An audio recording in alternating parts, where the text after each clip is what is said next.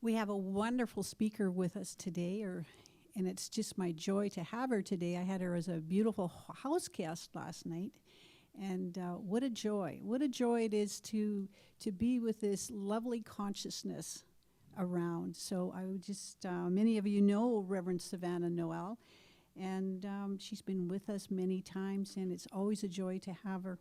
And for those that don't know her, she's a speaker, teacher, and a relationship coach. She started her spiritual path at this tender age at 16 and very active at it too. She traveled worldwide to Egypt, Ukraine, teaching science of mind there over a span of 11 years. Imagine that, just amazing. And of course, her love is to support people in their discovery of a healthy, connected, conscious, intimate relationships and worthiness. What a beautiful goal to have, and she does it beautifully. Let me introduce Reverend Savanna Noelle. Thank you. Good morning. Last time I was here, I didn't see a crowd this big. It's amazing. So I want to take you all in for a moment. Let us take a deep breath together. Inhale. And then exhale. I love this community so much. These days, because of the shift of COVID and the hybrid thing, I don't get to do this as much anymore. And so when I do, I'm just really grateful. And I'm grateful that Reverend Tamara is taking a break right now on the beaches of Mexico. And I think it's always funny when you're starting to write a sermon, a talk, and you're given a theme. The theme for this month has been divine discomfort. And I'm like, well, I could talk about that for a while. And as I was writing it, I felt a little discomfort. The topic today is called Discomfort is the Least of Our Concerns. And what I want to talk about today has more to do with resilience. What do we do in the midst of that discomfort? How do we build resilience? The power of showing up. You know, Tamara talked in the last few weeks about lessons of uncomfortability, which is that even a word? It is now. No, I was like, I have a hard time saying it. Yeah.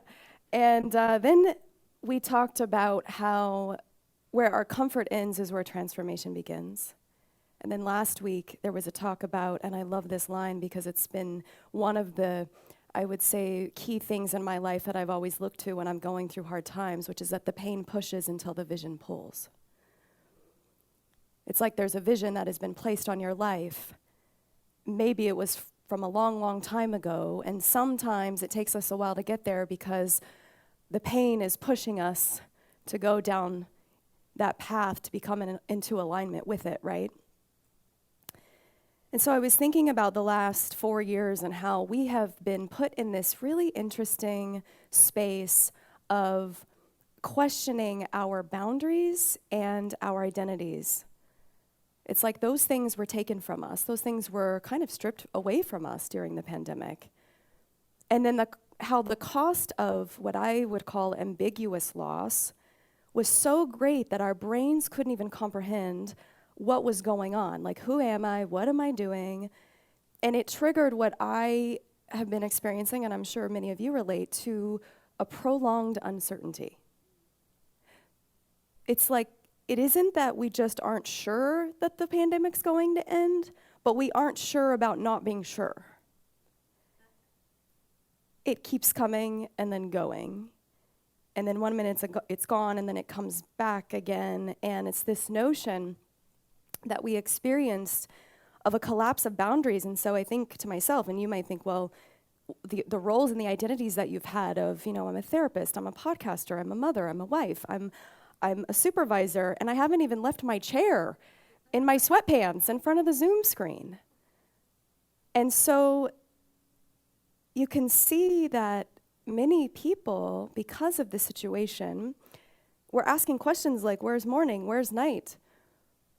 Where does the day begin? Where does it end? Is this making sense to all of you?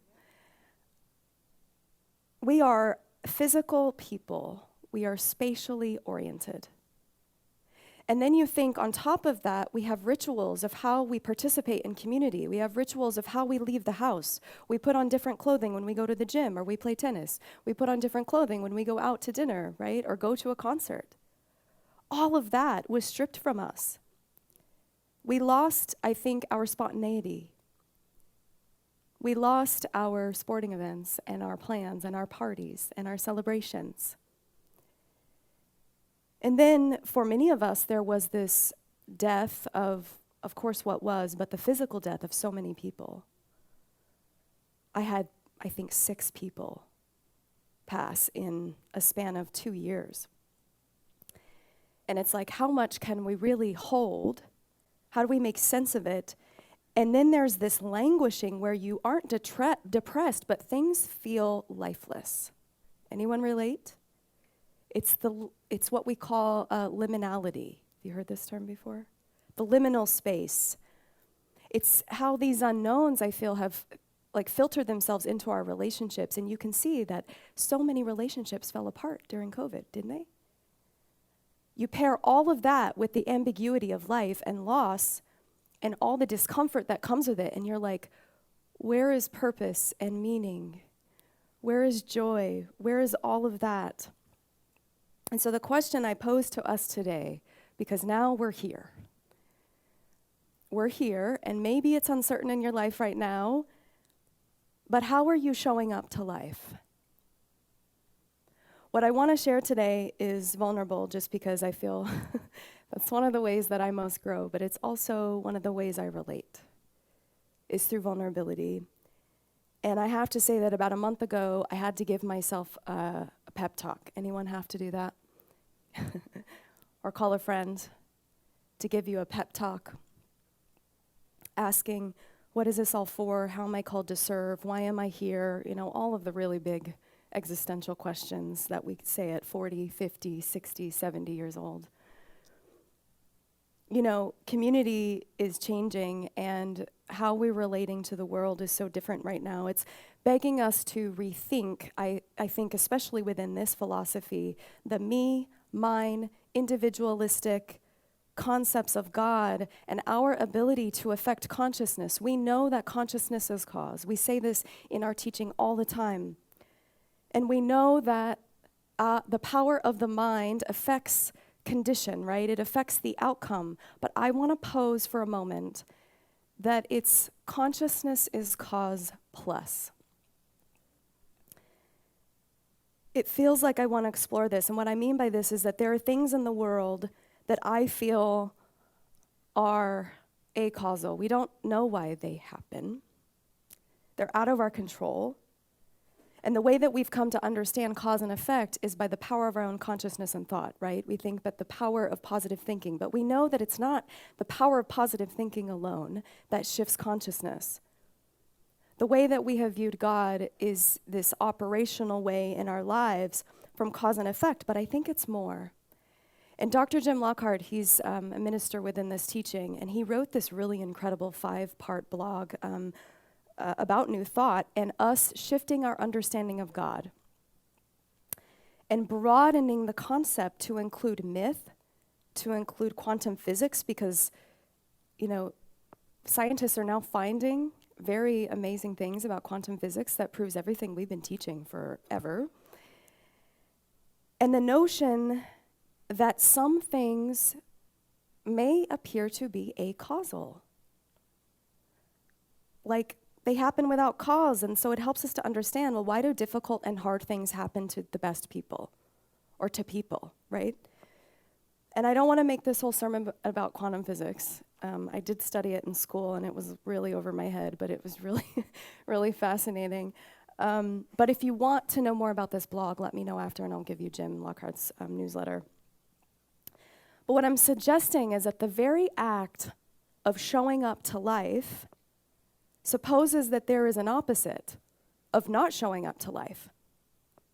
To show up to life means that there is a reason and a purpose and a meaning in the showing up. Otherwise, we would be complacent, we would be probably lost, we would be stagnant, and death would result.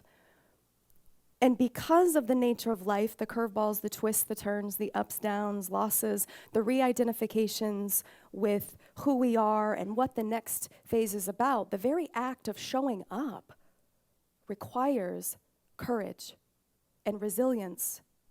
It takes willingness, and it takes a willingness to sit in discomfort and seeming paradox of light and dark. Can I allow more into my life? Can I take up more space? You know, for some of us, we want to engage in the thing we're doing because we want a certain outcome, right?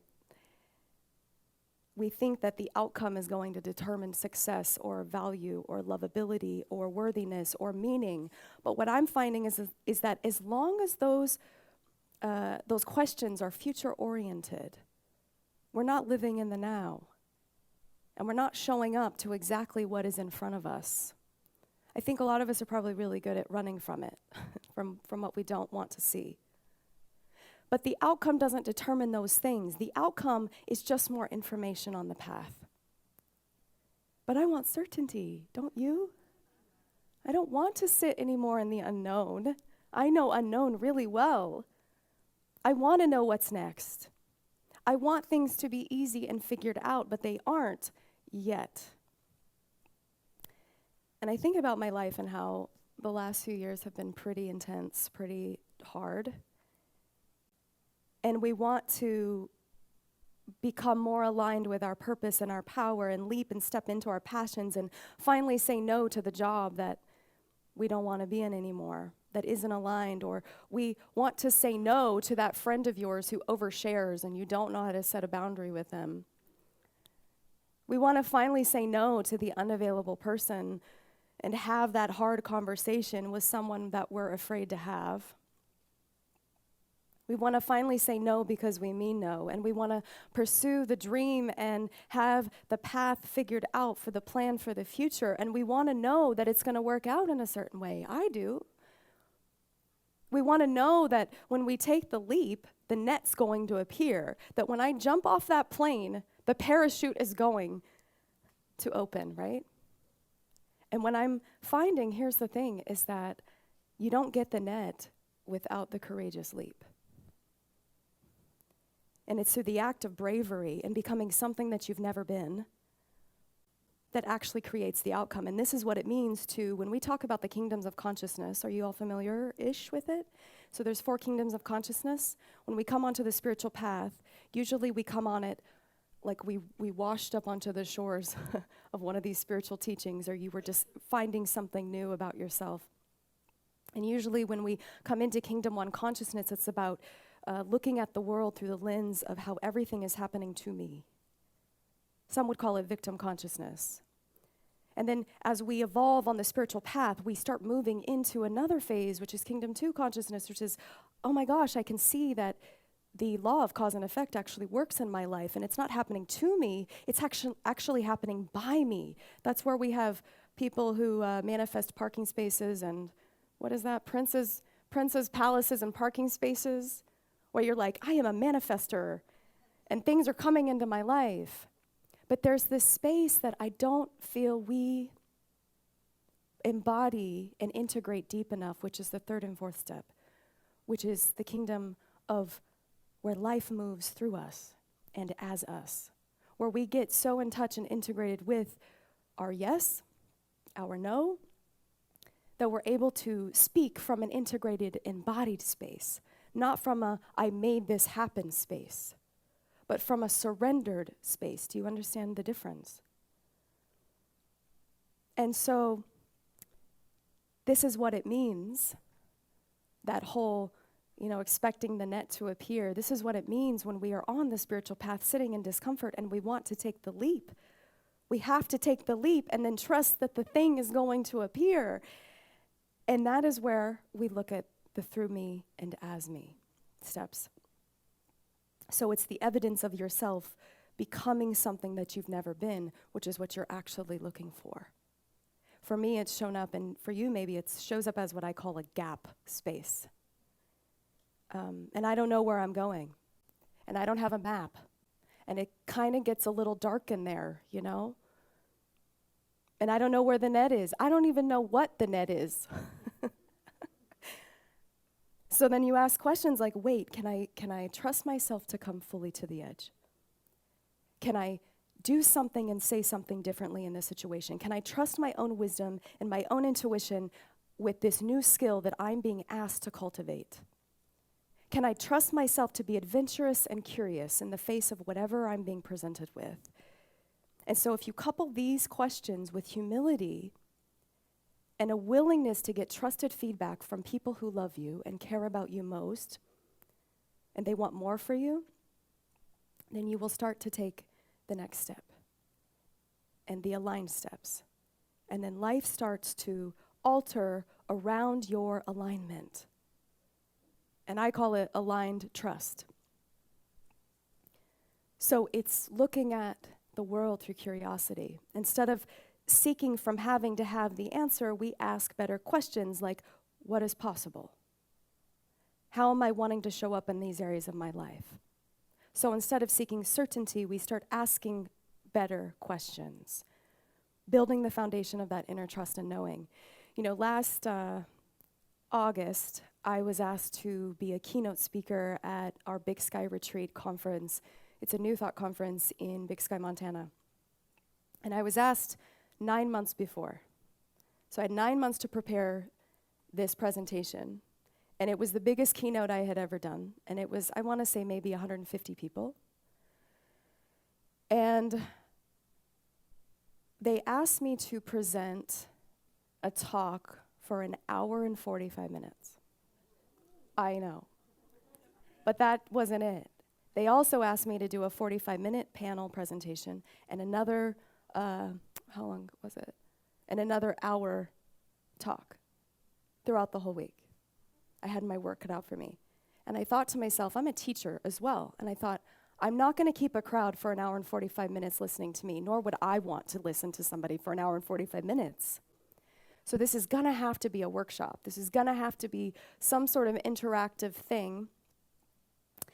And it's fascinating because usually these things come fairly quickly when I sit down and write, but nothing came for months and months.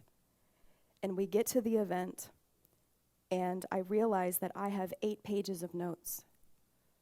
And I'm standing there in front of this crowd, and I have to say, it was probably, I've spoken to a lot of crowds all over the place for the last 20 years, and it was the most vulnerable talk I think I've ever given. Number one, I've never done it for an hour and 45 minutes at this capacity, but it was deeper than that. It was because what I was going to share, I knew, was my own personal experience within New Thought as up to this date, and I had the feeling that I might be criticized or judged for what I was going to say, because I knew that I wasn't going to paint a picture of rainbows and butterflies. I knew that what I had to talk about was a lot of discomfort. It wasn't just personal discomfort. It was about what I sensed was happening organizationally and what we're here to do about it. But I knew that it was not going to be popular opinion, and so for days and days I thought, I was so anxious, I thought, I can't do this. I'm sitting in my hotel room talking myself into this, which has never happened, and I'm never really all that nervous when I get on stage like I was here. So I did that thing that I said earlier where we give ourselves a pep talk, but I called Mom because Mom somehow always knows what to say. She's also a minister in this teaching, so she has a pretty good idea what I'm, working in. And she said, Savanna, if you can just show up and just do your thing. If you touch one person in that audience, then you did your job. And I'm like, yeah, but they paid me a lot of money to do this. And I left the conversation and all of this doubt came in. I had all of this imposter syndrome. What if I make people angry? What if they think I've disparaged the whole organization?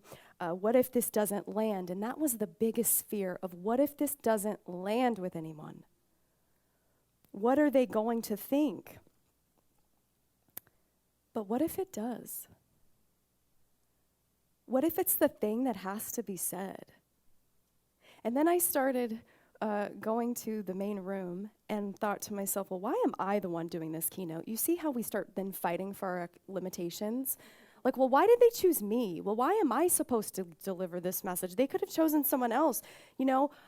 And I just led with showing up and sat in my own vulnerable discomfort. And I'm telling you, I got up there. I opened it with a song because I love to sing. And Gary Lynn Floyd, who's one of my favorite artists, played. And everyone just dropped in. It was like you could feel the room just go. Whew. And I did the whole thing, and what transpired totally blew my mind. People were showing up in ways I could not have planned. They were in tears, they were crying. I asked them the question I asked them at the end was, what is the dream that's in your heart that you are afraid of sabotaging?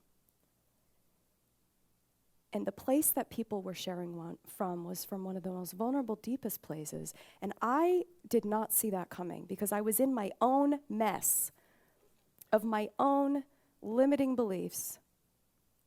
And they were stating their dreams out loud to everyone in this room, like publicly standing up and saying, this is what I'm afraid of, and telling me how much they could relate to my story. It was so powerful. I don't even think I realized how powerful it was until it all ended. But the thing is that I showed up with no attachments, because at that point I was already thinking I was gonna, fail anyways. I was like, well, there's no ego here, there's no attachments, I'm just gonna show up and deliver the message. And so if you take anything from this talk this morning, I hope it's that. We all have excuses. I'm tired. Show up anyway. It's not perfect. Show up anyway. I'm not sure people are going to like what I have to say. Show up anyway. You're not doing it for people to like it. Think about that for a minute. You're not doing it for people to like it. Reverend David Alt, a mentor of mine, told me years ago, he said, Savanna, you're here to give your gifts away.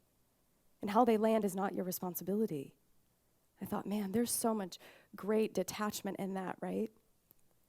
They are meant to be given away, and we're doing it to transform ourselves and also to allow other people the gift of transforming themselves, because we don't know how showing up in our mess is going to provide a gift to someone else, right? The most powerful talks that I ever have given, I realized, were the most vulnerable, but they were also the ones I was most afraid to give. That thing that you're scared to do, you probably need to do it. Because, I was told at ministerial school, when you get up here, you're not going to bleed all over your congregation. That's not the point. We want to make sure we've worked through some of our stuff before we've, are sharing it. But it means that we speak from the truest place that we know and that we can. You might say, well, life is hard. Show up anyway. I'm afraid. Show up anyway. I don't know how to do it. Show up anyway. I'm going to do this differently. And normally I would run from it. But this time I'm going to show up anyway. Yes. Brene Brown says this so well. You've probably heard this. She talks about the quote from who was it? I think it was Theodore Roosevelt. The credit belongs to the man who's actually in the arena, whose face is marred by dust and sweat and blood, and he strives valiantly, who at the best knows in the end the triumph of high achievement, and who at the worst, if he fails, at least fails while daring greatly. I get chills when I think of that. One of the coolest experience of that entire week for me, other than the obvious of what I shared, was that at the end of that hour and 45-minute presentation, there was a lady standing in the back, and what I didn't know about her, I learned later, is that she was probably in her mid-70s and a former Olympian. And she had done some pretty incredible athletic things in her life. And I asked the question, what is the dream that you've been afraid of pursuing, or what is the calling on your heart? And she took the microphone and she said, well, my whole life I've wanted to be a public speaker, and I've wanted to do what you do. And she said, but I've just felt like maybe I didn't have anything to say. And I remember, you know how you just get those little intuitive hits, like I do this thing, but you're like, but that's out of protocol. But I'm not asking for permission. So I got this hit. The minute she said it, I broke protocol and I just stepped and walked down the aisle to the back of the room and I said, come on. And I grabbed her and everyone in the audience went nuts and she just looked at me mortified. What are you doing to me? But it was such a cool moment because something in me said, do it, pulled her up on the stage. And I stood by her and I had my hand on her back and I said, I'm not leaving. Because I could tell she was like, her knees were like shaking. I'm not leaving. I'm right here.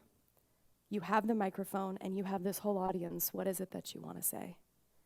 And it was just so beautiful. And slowly I started moving away so that she had her moment.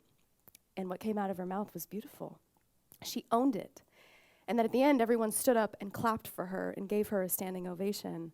And I ran into her afterwards and a few other people, and they said, you know, Savanna, she will never forget that moment. Have you had those moments? I mean, I know I have those pivotal moments where she just showed up in the moment. But sometimes in the showing up, there's ambivalence. There's resistance, right? I had so much resistance before that talk. Like, I don't know if I meant to do this. And the last piece here that I want to share with you has to do with building resilience when faced with discomfort, but also our ambivalence. When we allow dynamics and relationships to exist that are not in integrity with what it is that we want, we're saying that we can't get what we want. So, in my own life, I've seen how this shows up in romantic relationships. It can show up in your partnerships, in your co-working spaces. It can show up in every area of your life. And if you tolerate people who are unsure, unavailable, uncertain about you, wishy-washy, then you are unsure, unavailable, and uncertain about yourself. Think about that. If you entertain business contracts with people that are unclear, they're not aligned with what it is that you truly want, they are vague, then you are unclear, not aligned with what you truly want. It's the same with any form of relationship. So if you think about ambivalence, where in your life are you unsure and ambivalent? If you're wishy-washy about your passions and your purpose, then on some level, we don't trust our choice. We don't trust that we can have it or that we deserve it. Because if we don't trust our ability to say no to the thing that isn't for us, how can we trust ourselves to have a fully embodied yes? Like fully embodied. Because if you can't trust yourself to say no to that thing, then how big is that yes? If you tolerate ambivalence, then you're complicit in the ambivalence. And I decided a while ago, I'm still working with it, y'all, that I don't want to tolerate ambivalence anymore. I don't want to have porous boundaries. We know what porous boundaries are. You say yes when you mean no.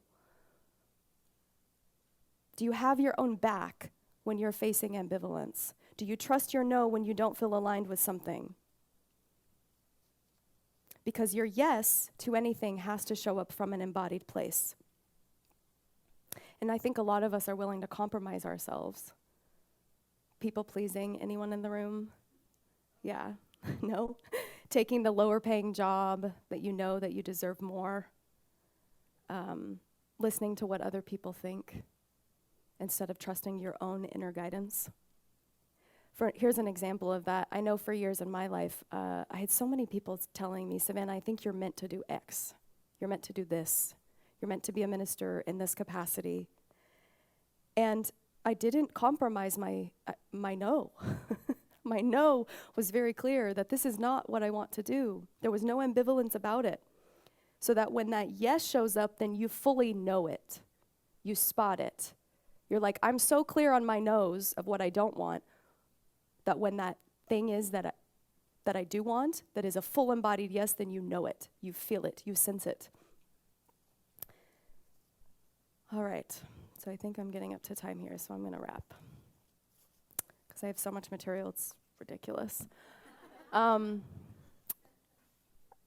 The last thing I want to say is that I've been reading this book right now called Wintering. Have any of you heard of it? It's called Wintering, The Power of Rest and Retreat in Difficult Times.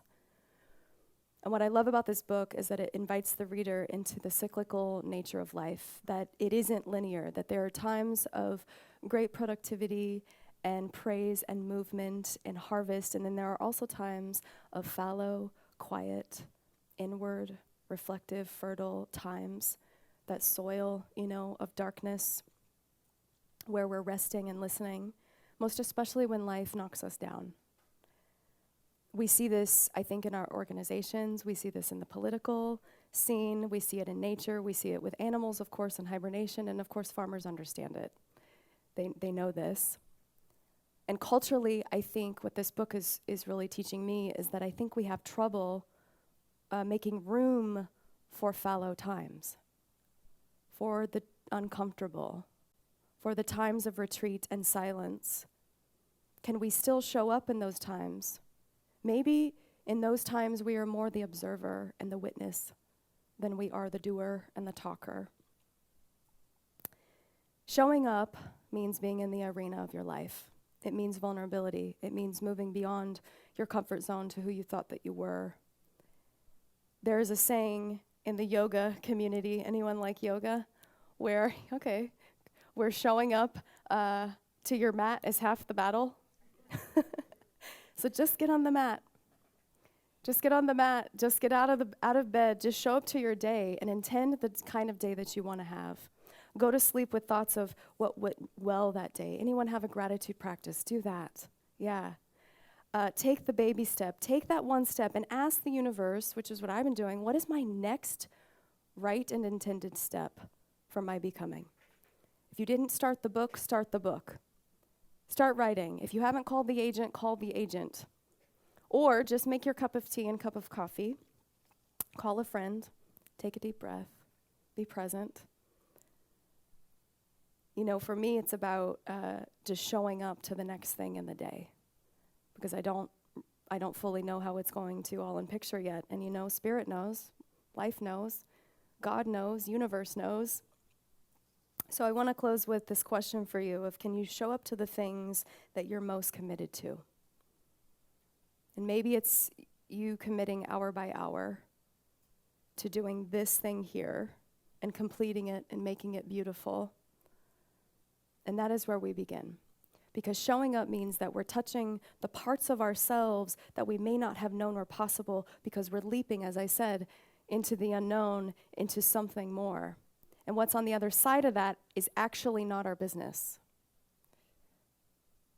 So we walk the path and we claim our good. And if you don't know how to claim your good, have someone else claim it for you. We claim our abundance. We claim our truth. We claim the realest and truest thing that we can. It's that walk by faith, not by anyone? Sight. Walk by faith, not by sight.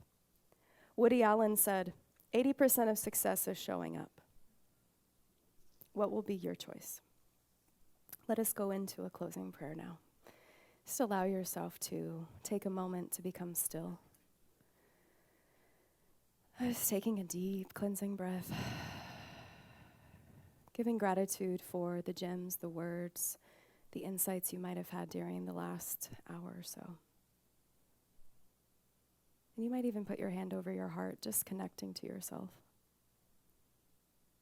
Recognizing and remembering that right where we are is the power and the presence of life, this infinite intelligence that I call God, energy, love. It is the greatest love that will ever be. And that love and that power and that joy and that beauty lives and breathes and moves through each and every one of us right here in this very room and right on our Zoom page. This power and this presence is informing and guiding and uplifting us in every way. And so we just lean into recognizing and remembering our oneness with all of life. If there's anything else we remember today, it is that we are always connected to this source. And that we are always creating from it. That we take the next right intended step and we show up fully and wholeheartedly to the thing that we desire and think about most, that is the most aligned to our highest and best. And so I'm knowing this for each and every one of us, that wherever there may be fear or doubts or limiting beliefs, worry, scarcity thinking, we let those things go right now.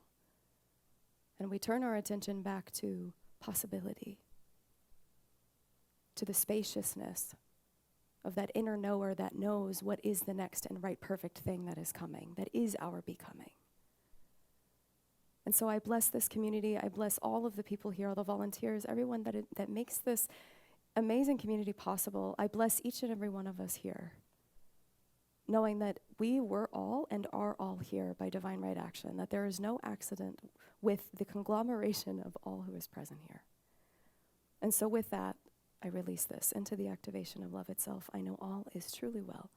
Together, let us say Ashe, Namaste.